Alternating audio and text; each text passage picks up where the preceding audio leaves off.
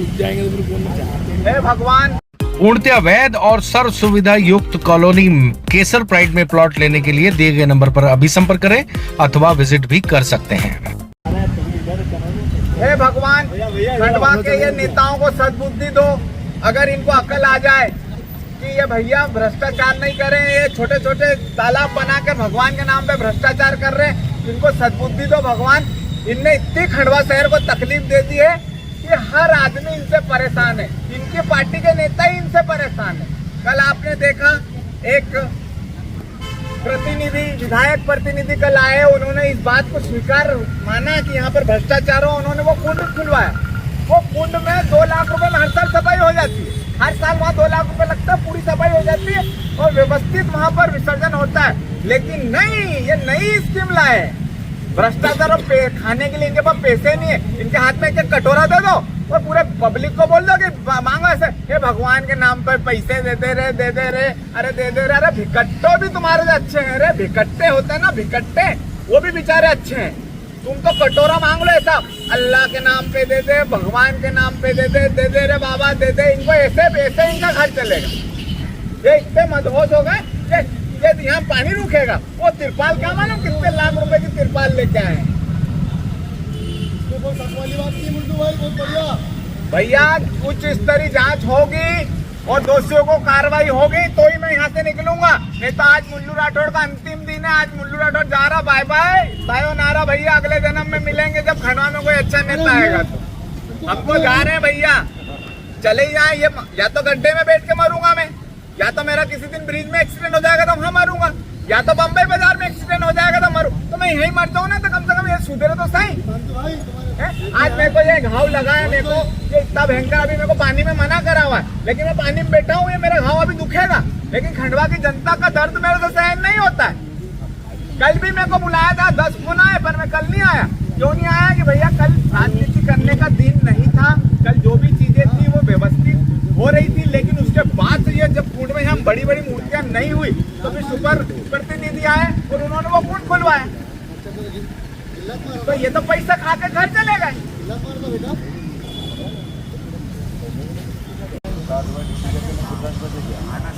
मैं समझ सकता हूँ, पर खंडवा की जनता बताओ, गड्ढों में तुम्हारे चला गया है।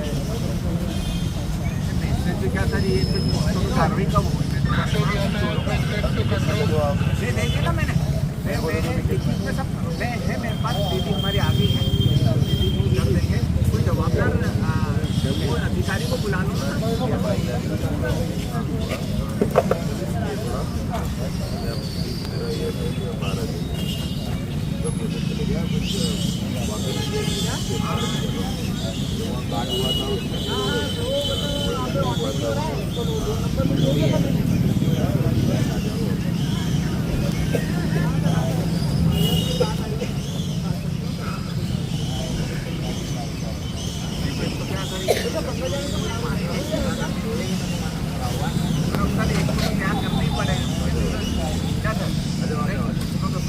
आप कोई जवाबदार अधिकारी बुला दो। अरे ठीक ही लगेगा, मैं ले जाऊंगा। नहीं सर, आप नहीं आपकी प्रेस आ जाओ।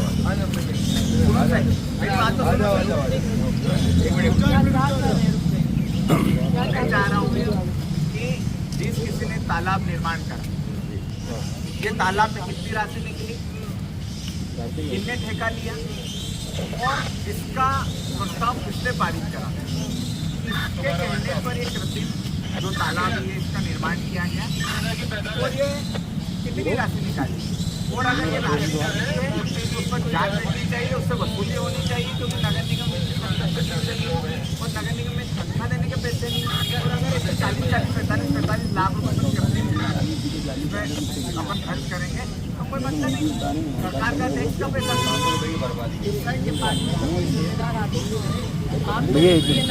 आवाज। हम लोग भी 2-4 बजे तक है, जो खेल यहाँ पर खेला गया आपने देखा है, हम लोग भी यहीं आपके साथ। किताबें तो हम सब जाएंगे अंदर। कमिश्नर मैडम यहाँ खड़ी हुई थी, 24 घंटे, पता नहीं किस को रिपोर्ट दे रही थी।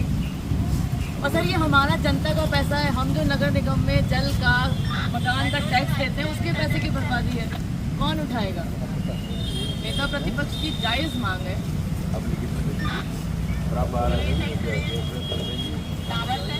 उनको अंदर आना पड़ेगा, टिकट के बोल आ जाइए, आ जाइए आप सामान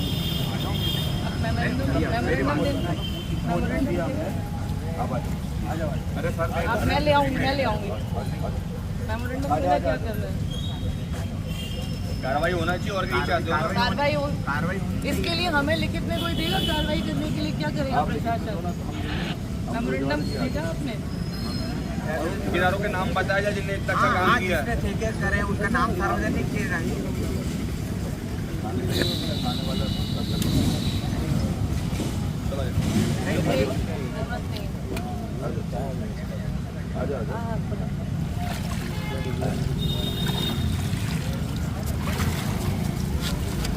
तो फाइनली जो है वो ये निर्णय हुआ है कि लिखित में आवेदन के बाद आश्वासन दिया है प्रशासन ने कि वे इस संबंध में जांच करेंगे, और खंडवा शहर कांग्रेस अध्यक्ष प्रतिभा रघुवंशी ने अपना हाथ देकर उन्हें बाहर निकाल लिया।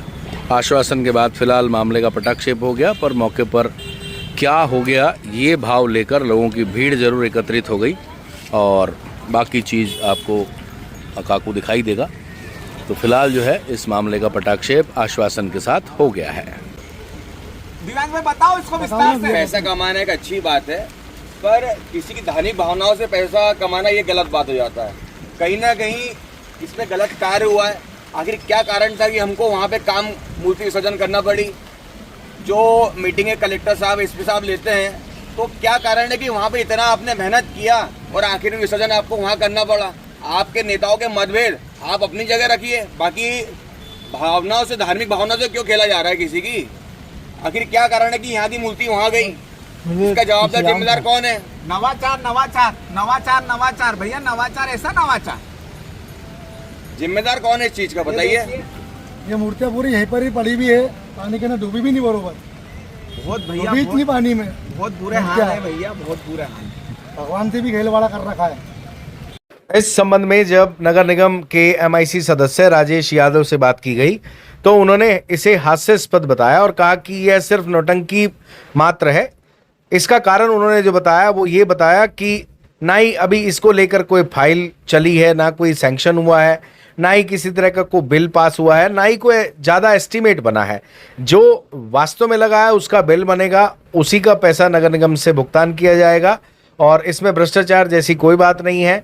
जिन्हें अपने आप को मीडिया में रखने का शौक है वो आरोप लगाते रहें, लेकिन उनके आरोपों में कोई दम नहीं है, ऐसा राजेश यादव ने कहा। उन्होंने कहा कि जेन्युइन जो बिल होगा, अगर उनसे पूछा गया कि जो पन्नियाँ आपने लगाई है उसको लाखों रुपए में खरीदने की बात हो रही है, तो उन्होंने कहा कि अगर एक आम आदमी को भी बताया जाएगा कि ये पन्नी कितने की है तो इसका बजट वो बहुत ज़्यादा 70,000 रुपये से 1 लाख रुपए के आसपास बताएगा। अगर इसको 10 लाख रुपए की पन्नी बताया जा रहा है तो ये मूर्खता से ज़्यादा और कुछ नहीं है। उन्होंने कहा कि फिलहाल इस मामले में ना कोई फाइल सैंक्शन हुई है, ना ही कोई फाइल चली है, और ना ही कोई फाइल आई है, इसलिए भ्रष्टाचार का सवाल ही नहीं होता। पूर्णतया वैध और सर्व सुविधा युक्त कॉलोनी केसर प्राइड में प्लॉट लेने के लिए दिए गए नंबर पर अभी संपर्क करें अथवा विजिट भी कर सकते हैं।